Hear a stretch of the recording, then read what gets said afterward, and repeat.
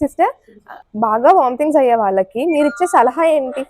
Vomitings 3 times కన్నా ఎక్కువగా అయినా, 3 డేస్ కన్నా ఎక్కువైనా, వాంతుల్లో రక్తం వచ్చినా, లేదా మోషన్స్ అయినా, లేదా కడుపు నొప్పి, జ్వరం లాంటివి అయినా వెంటనే డాక్టర్ దగ్గరికి వెళ్ళాలి. లేదా బాడీ డీహైడ్రేషన్ అయినా డాక్టర్‌నెళ్లి కన్సల్ట్ చేయాలి. సింప్టమ్స్ లేకపోతే షుగర్ లేని పేషెంట్స్ ఓఆర్ఎస్, షుగర్ ఉన్న పేషెంట్స్ అయితే వాటర్ లాంటివి తీసుకోవడం వల్ల వామిటింగ్స్ కంట్రోల్ అవుతాయి. సిస్టర్, మీరు పేషెంట్ డీహైడ్రేట్ అయితే గనక అన్నారు కదా, మన పేషెంట్స్ ఎలా కనుక్కునేది వాళ్ళు డీహైడ్రేట్ అయ్యారా లేదా అని చెప్పి? ఇలా పట్టుకుంటే స్కిన్ స్టిఫ్‌గా ఉంటే బాడీ డీహైడ్రేషన్ అయిందని తెలుసుకోవచ్చు మనం. దాన్ని బట్టి వాటర్ తాగడము, ఓఆర్ఎస్ లాంటివి తీసుకోవడం వల్ల బాడీ డీహైడ్రేషన్ తగ్గిపోతుంది. Thank you sister. Okay madam.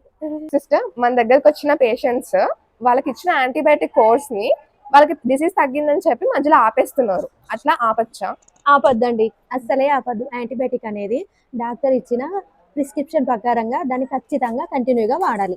ఈ యాంటీబయాటిక్స్ మధ్యలో కోర్స్ ని ఆపేయడం వల్ల ఏమైనా నష్టం ఉందా అండి పేషెంట్ కి? అవునండి, ఉంది. ఎందుకు అనంటే ఫస్ట్ టైం వాళ్ళు వాడినప్పుడు అది కంటిన్యూగా వాడితే తగ్గడానికి త్వరగా వీలవుతుంది. లేదు మధ్యలో డిస్కంటిన్యూ చేసిల్లు అనుకోండి, సెకండ్ టైం వాళ్ళు ఎట్లా దాన్ని తగ్గించారో అదే మళ్ళీ ఎక్కువ డోసు పెంచడానికి అవకాశం ఉంటుంది.